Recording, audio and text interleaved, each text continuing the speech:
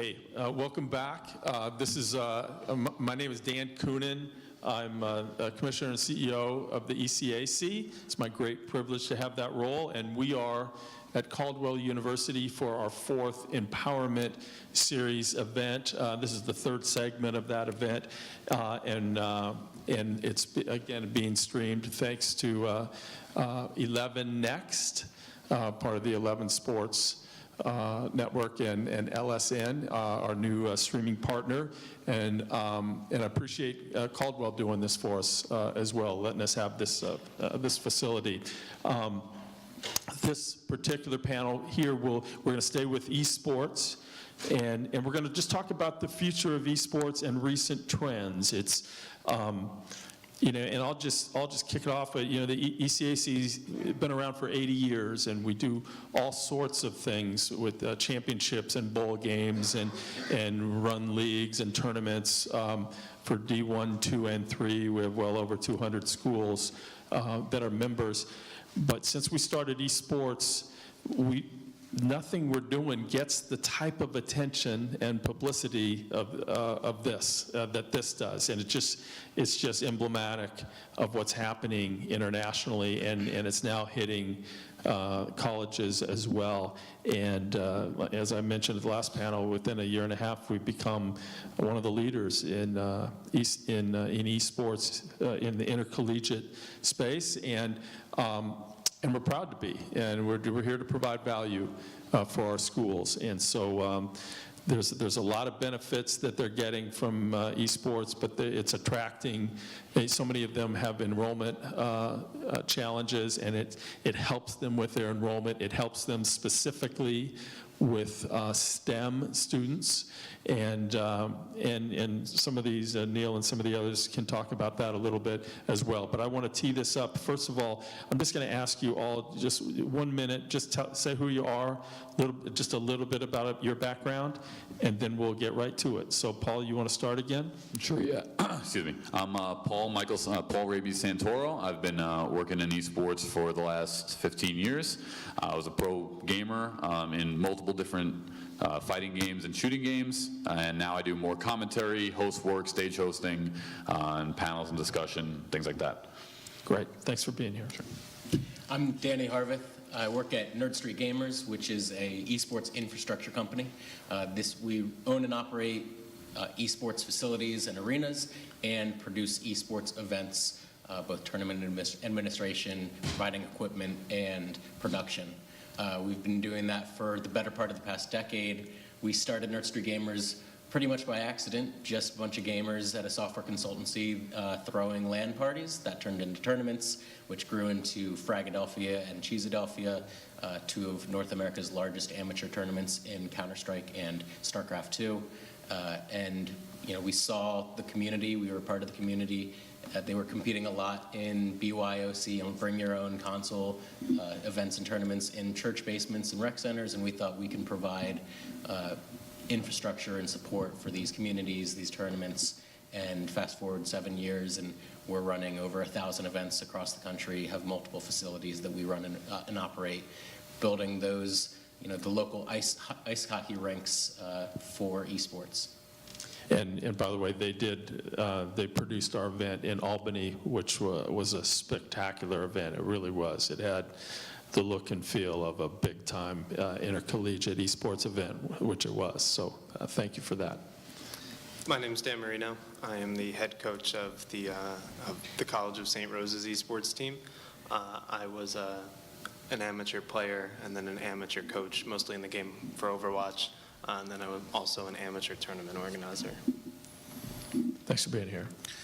Hi, everybody. I'm Neil Malvone. I'm a professor of sport management, and as of Monday, a professor of eSport management here at Caldwell University. Caldwell University is now the first school in New Jersey to have an eSport business management academic program. Beginning this fall, we'll be offering eSport management as a major in our School of Business, and we're very excited to be really the leaders in the academic space regarding esports.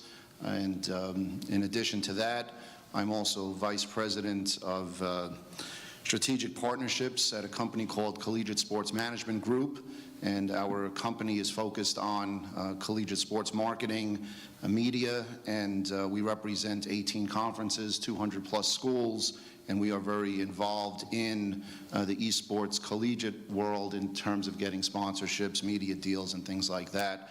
We have a relationship with the ECAC, and we were proud to be up at the Albany event a couple of weeks ago, which, as Dan said, was a tremendously well-run event, and excited to continue building the esports collegiate space from monetization and just bringing more schools into the ECAC fold.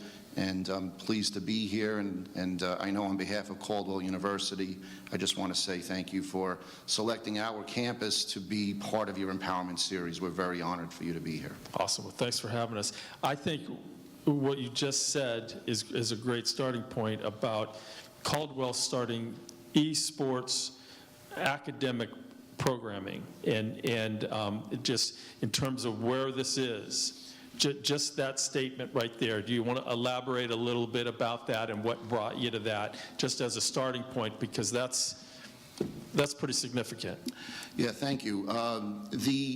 The development of an academic program is really a team effort, and it started sometime in the summer when Dr. Nancy Blotner, our president, decided this was something she wanted to pursue, and putting a team together here on campus.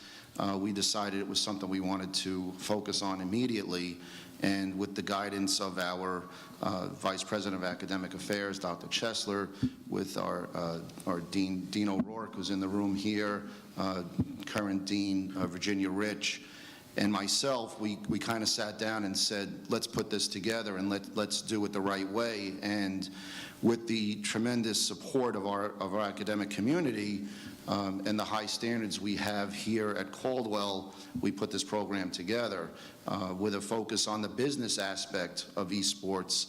It's a $900 million industry right now, with the anticipation by next year it'll be over $1 billion in revenues and money in that industry. We thought focusing on the business side of it was something that we should do. And so here we are, and as I said, we'll be launching this program in the fall. But as I said, it's something that we've all worked hard to do, and we're pretty excited about it. Well, and that's just so telling about where esports is now, and how, it's still new to some people, and some people still kind of have their hands up thinking it's a passing fad or something. But that's a pretty powerful statement that a school would want to develop programming around it, which is great. Danny, you want to give us just a sense of where esports is now generally, globally, and then maybe we can work into intercollegiate as well? Yeah, absolutely. So, I think an important note is that where esports is just passing soon the billion-dollar mark as a whole as an industry in esports. That's part of a $200 billion video game industry. So this is, it's young, it's small, it's early, it's publisher-driven though. So these video game publishers that are large major companies are driving the pro level. So it has a lot of support and infrastructure for the pros. But it's still young and early from an industry standpoint. But community-wise, it's not as young, right? Paul, you've been playing for 15 years, right? The competitive gaming goes back from the arcades in the 70s and 80s, when you would go and crowds would form to watch the best gamers, and it was a very social environment. Consoles came around and kind of made it very isolating. Then the internet came around and brought those people together through the internet. Now esports has brought all those people together in person, and it's really bringing all these communities that have existed for a long time out into the light. And we have a great opportunity right now in the collegiate space to address and support and provide that infrastructure for those students and for those communities in a place where they are most engaged and most passionate. You want to add to where we are? Where are we? That's the no, but I agree. I think esports is 100% not going anywhere. I've been competing personally since it was a micro level infrastructure. I've seen it through every stage of development. I've been on 5 TV shows. I've been in Xbox, PlayStation Magazine. I've competed in 50 to 100 tournaments over the last 15 years, and I've seen it grow to every single level of the way. And now seeing, literally major celebrities investing in teams, team organizations, working with the NBA, seeing the NBA 2K League. Every major NBA team now has a 2K League team.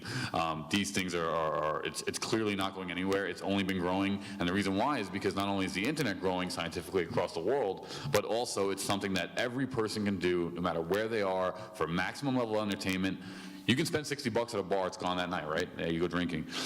You spend $40, $50, $60 on a video game, it could last you, literally, if that's your main game, it could last you an entire year on one investment of $60. So that level of entertainment value mixed with now mainstream media absorbing it and collegiate, it's just gonna quantify the amount of esports growth we see over the next 10 years. Yeah, we've seen tremendous growth, and like I said, we could have as many as 50 schools involved. We already have over 100 teams in ECAC Esports. Do you see it intercollegiately? I tell people, I think that within a few years, every school in the country will have an esports team, but is that how you folks see it as well? Again, here at Caldwell, using that as an example, we'll be starting our competitive esports team in the fall in conjunction with the academic program. But basically, the ability to start an esports program on a college campus is not as daunting as it may seem. We're creating our own esports space and bringing in, high technological pieces to build that space. But in reality, you don't need to do that. The gamers can bring their own consoles, their own games with them, and just start a little community of getting an esports team together. And what happens, we're seeing, is it's really a grassroots thing happening on the college campuses.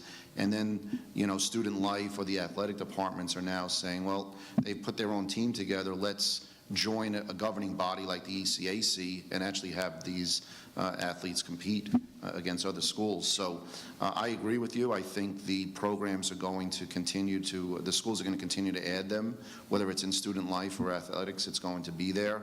And it's going to be as big as any sport that the NCAA has.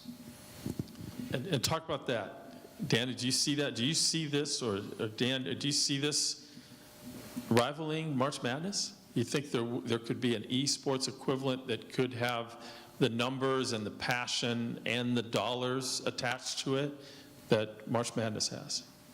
Right, yeah. I think that if you look at professional esports, just the amount of viewers that draws in, I had to give a presentation a few months ago, and one of the examples I used was in, I think it was the 2013 League of Legends Spring Championship, drew in over 60 million unique viewers on Twitch. And then that year for both the MLB World Series and then the NHL Stanley Cup Finals, they each drew in, I think it was a combined 50 million. So one event outdrew 2 major sporting events at the professional level. So I think, as the college scene continues to develop, I think that it can definitely start to rival, especially as people, as we talked about, when we start taking care of ourselves, when we become better competitors, we'll start to see collegiate athlete or collegiate gamers start to hit, higher, sort of higher levels of competition and become better at their craft. So the competition level will rise at the collegiate scene, and I think that that's when you're going to start to see a lot more viewership for the collegiate esports. Yeah, I totally agree, and I think that's a key point, is the level of competition at the collegiate level as it improves. To this point, one thing in terms of trends that I'm seeing, esports has long been grassroots on the collegiate level, and it's been student run and club run, and every college treats it differently and houses it within a different department, usually not within athletics. And the reason for that, there's a lot of different reasons for that, but one of them is that it's all about who buys in. And it's historically been these club groups, student-run club groups, knocking on doors, and whichever department says, yes, I believe this, and I'm willing to champion this and help support that, that's where it lives. So right now we're going through the phase of rapid growth in the number of colleges that have esports teams and are moving those from club to varsity. The next phase that I see is how much are you going to support those teams? How well are you going to recruit to drive that level of competition up? Because it's not just going to be about having an esports team, it's about how is your esports team performing.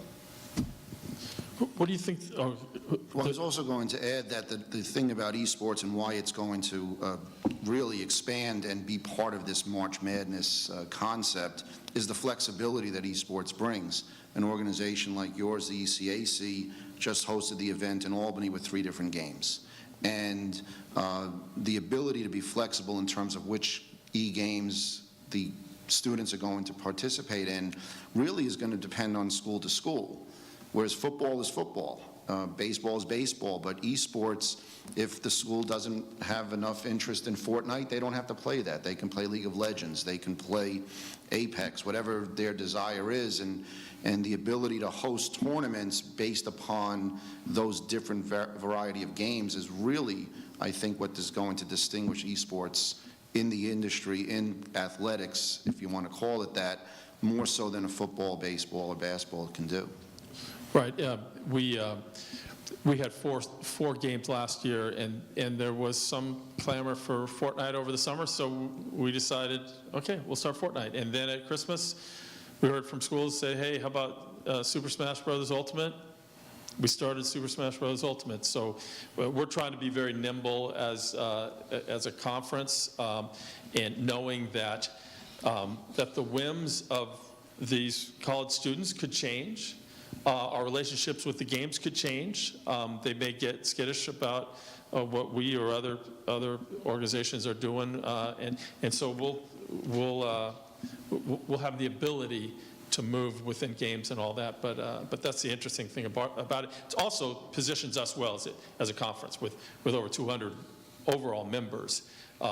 We can very easily send an email, say who would be interested in this game, and boom, within 200 schools, you'll have 10 or 12 who say, yeah, if you do that, we're in. So I think that it makes us uniquely qualified, I think, to tackle some of this stuff. And I also think the reverse can happen. The schools can reach out to you and say, we're interested in this game, and you'll be able to adapt the game to them as well. So right. Whether the communication comes from the school to you or you to the school, that flexibility allows you to, as you said, be very nimble and create these events, these LAN events that, really are what the players want at the end of the day. Right. What advice would you give to schools that are thinking of jumping in, or to conferences like ours who are hoping to be a leader in whatever organization this eventually takes shape? Sorry, no, go ahead, man. Sure. I think that treating it sort of with the respect that you give any other traditional sport goes a long way. A lot of schools, are investing in their esports arena. I know our school is in Albany, and sort of giving those amenities and giving that kind of extra thought to those students, not only helps you engage students that otherwise might not have come to your school or might not have gone to school at all, but it also, helps build the scene as a whole that this is a legitimate competition and something to get excited about.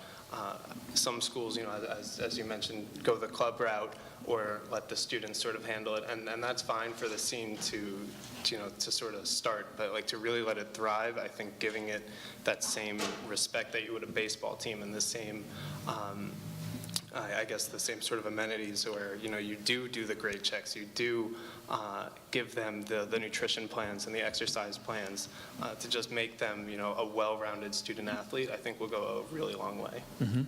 You need to really have also, once the scholarship funds come in for esports, that's going to really change the game, because that's how you build a revolving door marketing around esports at the collegiate level. That's what it is with the NCAA.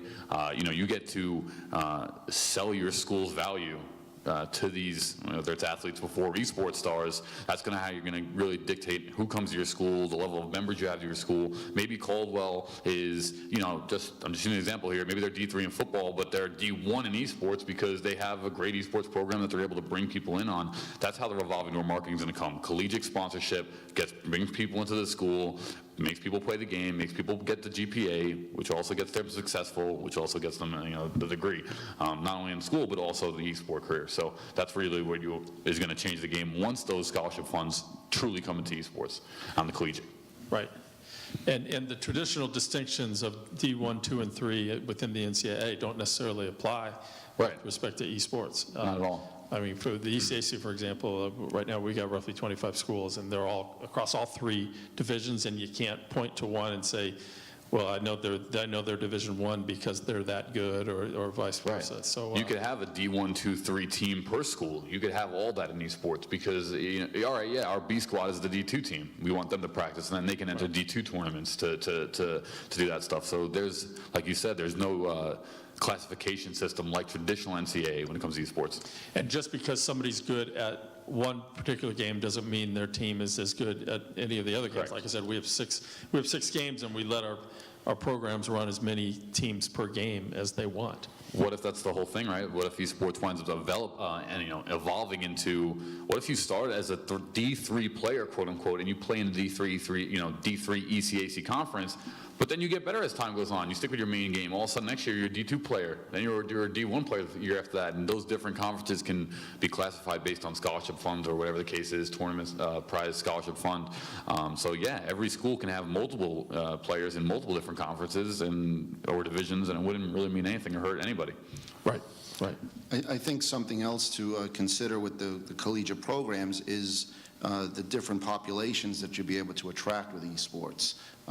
It's a male-dominated industry right now, but, with a governing body like the ECAC creating women's teams, and something I think is very fascinating is alumni teams, where you're able to continue to have a relationship with the student after they've graduated, to keep them involved in the campus, to keep them involved in the school community.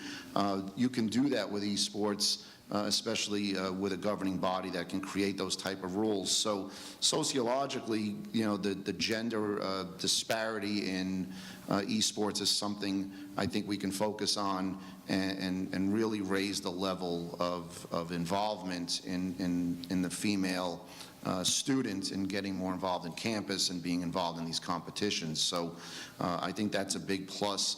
The other thing about the college aspect is, it's hard to say it, but it's a reality, is that, colleges are a business now. And, growing up, we knew what the 3 R's were: reading, writing, arithmetic. That's completely different now. The 3 R's of education now are recruitment, retention, and revenue. And esports brings that to the table for a lot of schools with these esports teams, and, for us, the academic piece as well. So that's a big focus that colleges need to consider when they're starting these programs. The initial cost may be there, but meeting those 3 R's today is keeping some colleges open, and some colleges are closing. To that point, I know that several ECAC esports schools have their esports team come to admitted students night or other recruited high school student nights, and that table is packed with the high school kids who just want to learn more about it and see if they're good enough to compete. And it's kind of interesting that way, but it's something, that's for sure. And to add to that, I think universities diving in and supporting this just like an athletic program, but also, focusing on those 3 R's is a great way to go about it. In terms of retention, esports, you can only field a certain number of players per team, and you can only have a certain number of teams, but there's a much larger student body that many of which are gamers and would want to be involved in that community and come to events if that varsity team is competing. So being able to provide those facilities and those events to engage that larger student body, I think would be a great path for a school for retention. Diving in to understand the full spectrum of the esports industry and what goes into an event, from running the event to the equipment and networking to the production. Those are all opportunities to create curriculum integrations with the different departments in a school. And if you build that infrastructure to support those teams, one, those students that participate in those teams will know this isn't just a one-year thing. I'm going to be able to come to this school and know that I'm still going to be able to compete on these teams 4 years from now. But you're also going to have those, it's going to create revenue opportunities through these events, through these facilities, and those curriculum integration points to drive these STEM students. Most participants in esports programs are students that want a college degree, and it's usually in a STEM area of STEM study. And you also can't get the same eyes on your craft. In a football game, you have to organize a football game. Everything's got to be there, ready to go, similar to an event. But if you wanted to, you could just have a stream room at your college, and there's no other way to get retention on your college, your esports team, than just going live and dispersing to as many people in the world as you want. YouTube, Twitch, Facebook, Twitter, streaming, it doesn't really matter. So there's no other way to reach those levels, especially even into an international level, which esports is. Our first question was, will it stay around? And the answer is that it's going to demolish traditional sports. The reason why is because, no, it will, because it's international. It's international since inception, since birth. And really that's why we're seeing every major sport now, if you pay attention, they're all now pushing towards international play, because they're seeing the numbers that just come from doing something like that. Yeah. Right. Yeah. Yeah. One of the other aspects, and I agree, I think esports is going to take over traditional sports. I think it's from a sociological perspective, that's the only thing that could happen. Our society has changed over the years, and as it's changed, our interest in sport changes with the societal change. And when we were an agricultural society, baseball was the dominant sport, and as we became more modernized and urbanized, football became the dominant sport. Well, now we're a technical society, we're a technological society, and because of that, the interest is going to change, and now esports is going to be that dominant sport. From an international perspective, sociological perspective, there's no question that that's going to happen. The other thing about the academics, I'm looking around the room, and a lot of my students are here. I don't know if they're under duress or they came because they wanted to hear what I had to say after listening to me all week. But we're also focusing on the entrepreneurial aspect of esports, the business side. The wild, wild west that we like to call the esports world right now, but there's a lot of innovation. There's going to be a lot of products that need to be created, whether it's a new gaming chair or a new energy bar, new energy drink. One of my students thought of an idea about e-gaming eye drops that would help the athletes participate better as they're competing for 4 hours looking at a screen. So instilling in the students that entrepreneurial bent of thinking of new ways to enter into a market that's completely open. From an academic perspective, it's very rewarding for the professors, and we're going to see these innovations coming from the students that are studying it on a regular basis. Go ahead, Danny. We really believe that esports and gaming is accessible to all. That's something that, when we're talking about comparisons to other sports, I believe Pew Research did a study that 65% of youth athletes play, or amateur athletes between 12 and 18 play traditional sports. In that age bracket, something like 97% play video games. So gaming and esports is accessible to all. If you don't have the athletic ability to play one of those traditional sports, you can still play gaming. And then it's also accessible to all on the business side, right? These different ways to integrate with the schools, from the sports management program to media to IT. These games are built on code, right? So there's ample opportunities to integrate with the entire student body, really. Right. Neil alluded to the gender imbalance, and the ECAC wants to have gender specific. We'll still have our mixed or co-ed, which they are now. All of our games are co-ed, but we want to do some specific for women games next year, in addition to, you alluded to, the alumni teams. We'd love, our schools are telling us they'd love to be affiliated with some of those recent grads who would want to participate on behalf of the school after they graduate as well. But as I looked at our event in Albany, it was largely male and not a lot of diversity. And I think there's a lot of challenges that are preventing the NCAA from jumping in on this, I think, and that's one of them. I think there's others. The amateurism issue, I think, is another significant hurdle that the NCAA would have to deal with. But talk about getting at, give us some advice on the diversity part, which schools are going to want to tackle that, no question about it, and the gender imbalance. Our thought is to have a few leagues of women only, but what other thoughts do you folks have, and do you see that getting better generally, either one of those issues or both? So actually, when it comes to gender with esports, it's actually only in esports, because video game players, the gap is actually not far at all. It's about 50-50. It's pretty 50. I think it's 56% male or 54, and then the rest is the other one, 46-54. It's not really that far out. The problem is getting the women competing. That's what we haven't really seen much. There's never been a top pro female gamer yet in a co-ed league.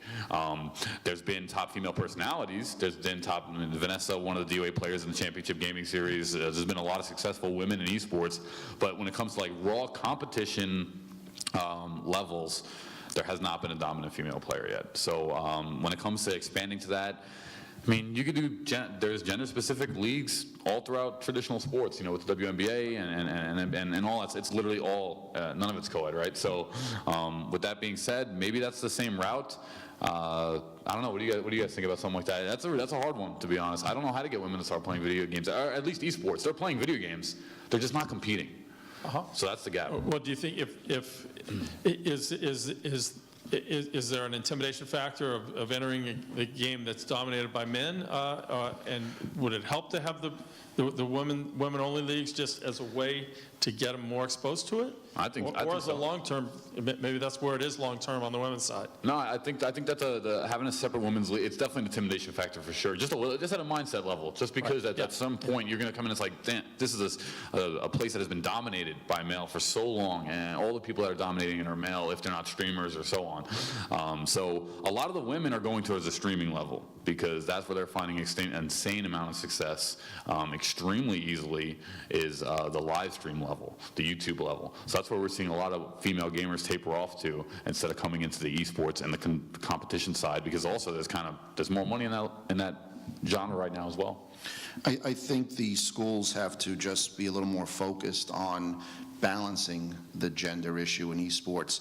At Caldwell here, the club that we started this academic year, the president of the club is female, the vice president is female, the treasurer is female, and the secretary is female. So the entire club is run by female students, and the president of the club has been named the first esports head coach here at Caldwell University. So if there's progressive thinkers on campus, if there are people willing to give the female students the opportunity, then it's going to happen.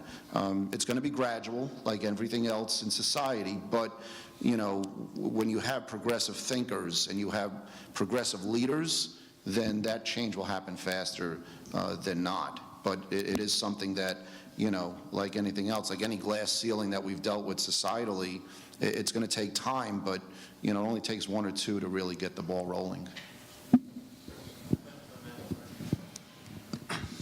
So I work at an all-female institution, and starting an esports team is in its infancy, and we have support from our school's president and our athletic director to kind of get the ball rolling, but the intimidation factor is something we've been worrying about.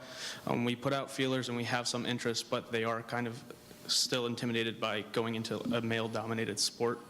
Is there any type of advice you could give that I could pass along to try to get them more involved or get the ball rolling even faster. Take the step. I mean, you have to take the step, right? That's where esports came from. All competition on earth has come from just taking a step, a leap of faith for doing what you love. It can't be, the thought process of wanting to be an esport player can't be driven besides anything except loving video games and wanting to compete. So at some point, there's going to be female dominant gamers. It's going to happen at some point somewhere. It is going to happen. No question about it.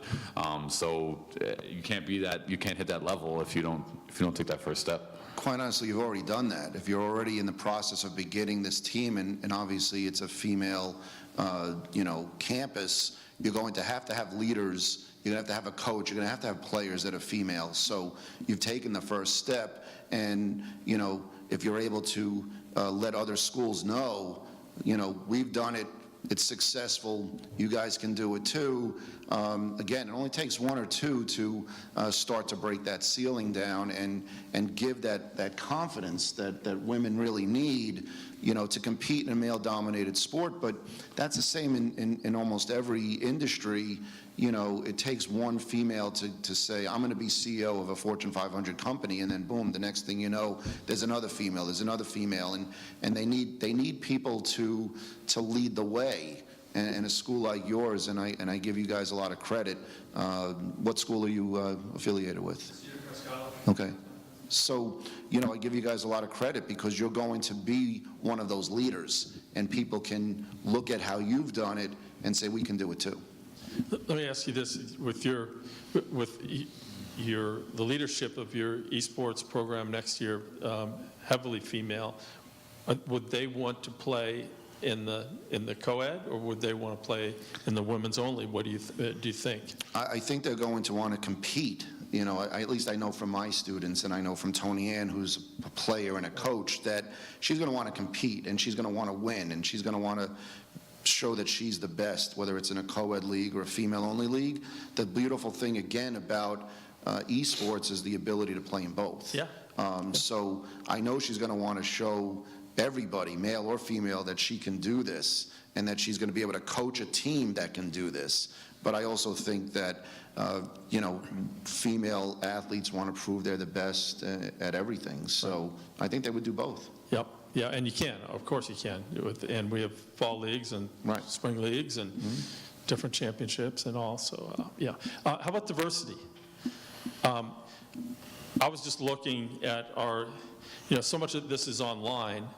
So it's the in-person events. When I go to the in-person events and I see the competitors, that's when you hit over the head with how male it is and how, I don't want to say there's no diversity, because there is some diversity, but it's not maybe what I would have expected. And how is that, number one, is that an issue generally? And how can we get at that?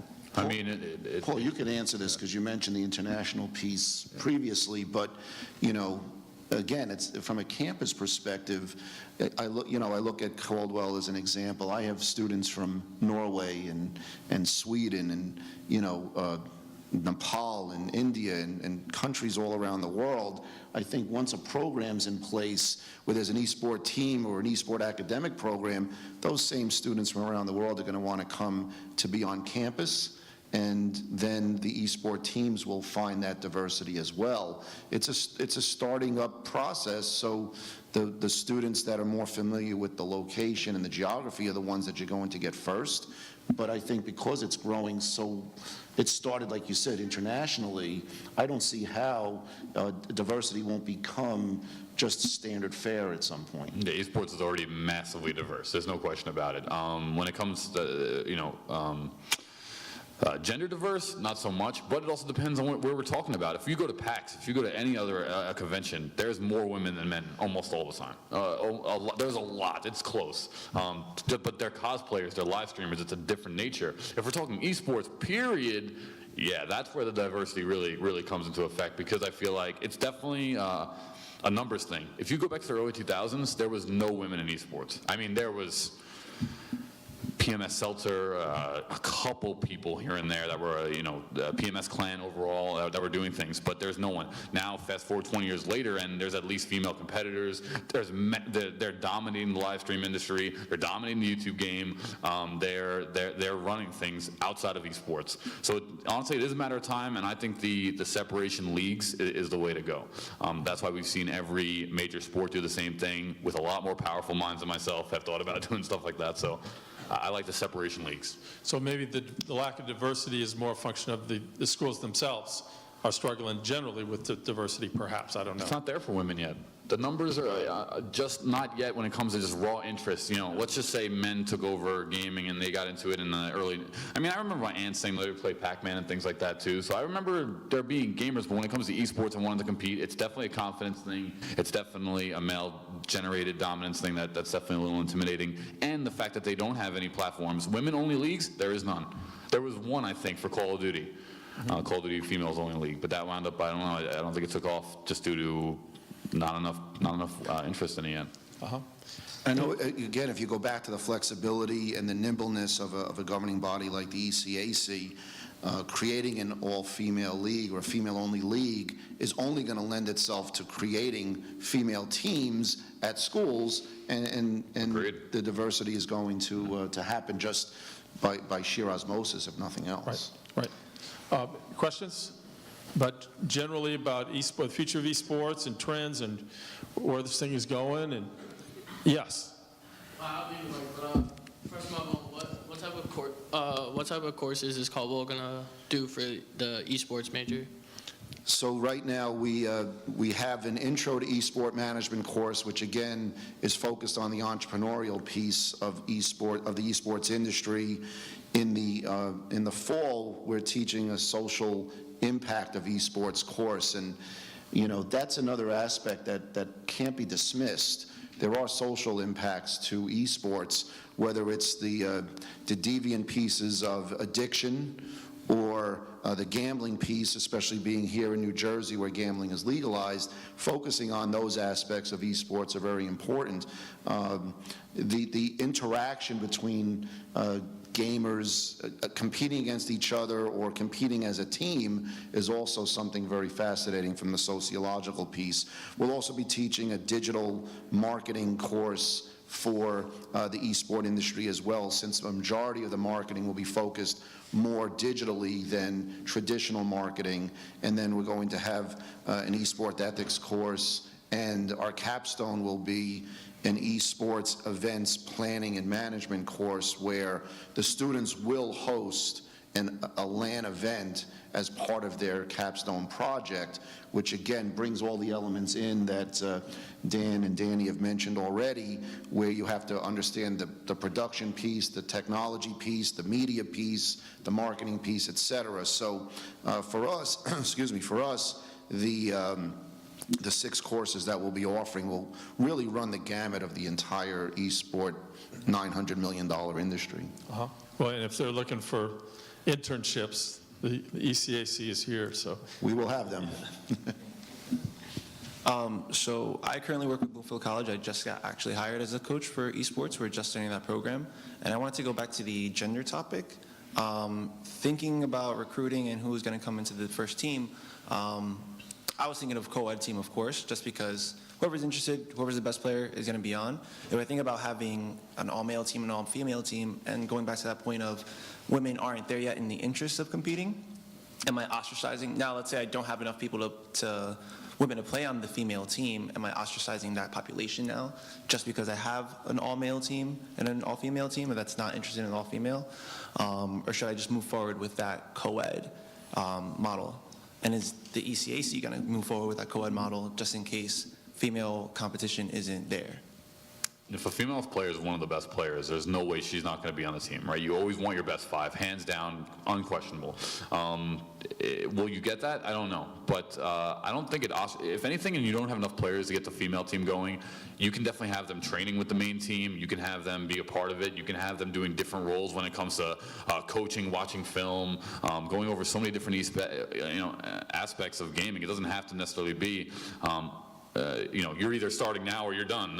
You go home. That's not how it is. So they can practice, they can train together, you can incorporate them so many different ways, and then still put out the attention for the female team. And as that starts picking up, these two female 2 or 3 players will have already been gaining the experience from the main team, and will be instantly translatable over to the female team. So that's really important. I actually like the idea of having co-ed teams just from the competitive standpoint, because as you said and as Paul said, you want your best players playing, and what's awesome about esports is that there's really no skill gap between the genders. It's all the same. It's all the mental capabilities. So whoever's the best critical thinkers, the best problem solvers, the best communicators are the people that are going to be playing on that A-level team.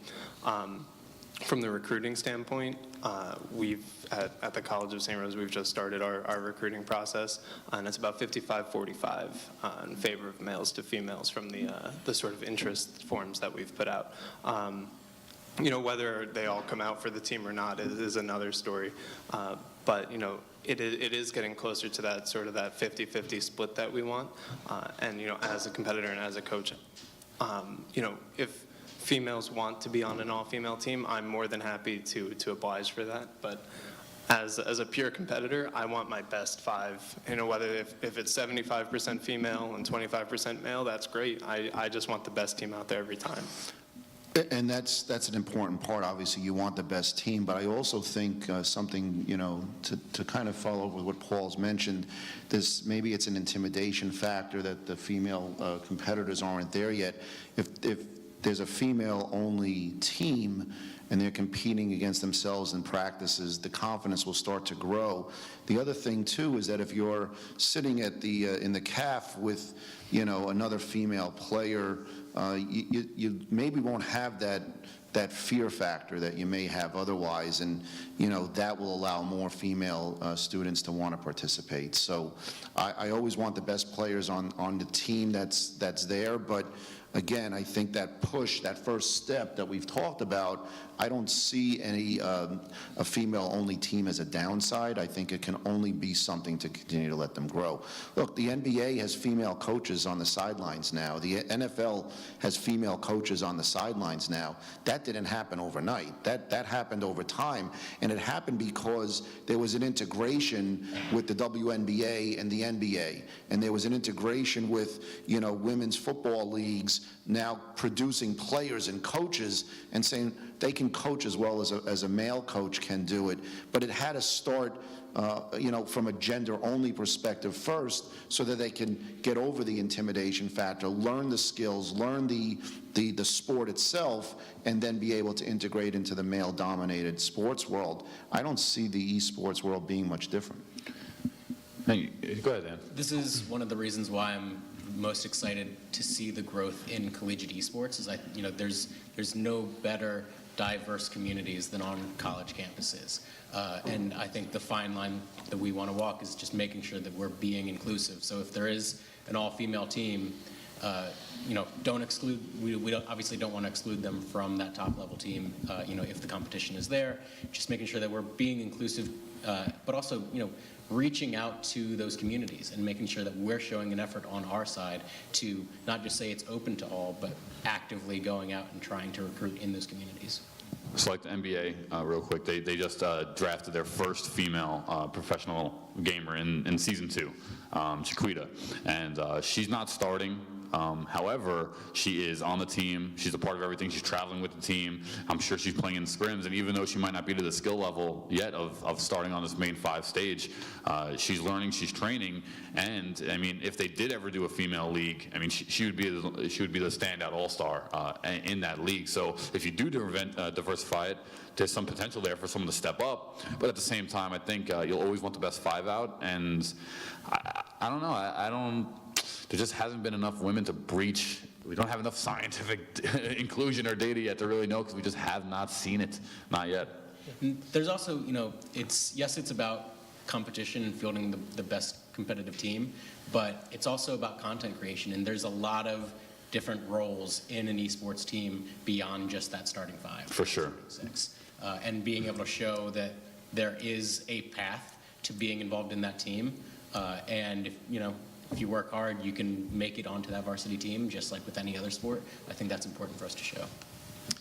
All right, so we're going to break for about 5 minutes, and then we'll have our last panel, which is really going to be how to get an esports team up and running and then really competitive. So thanks so much. I think Neil's got to I have a class in Manhattan that I have to teach at 6:30 tonight, so Thanks for being unfortunately, part of this. if I don't get on the road, I'll never get there. Yep. But my pleasure. Thank you so much. All right, so we'll be back in 5 minutes or so. Thanks.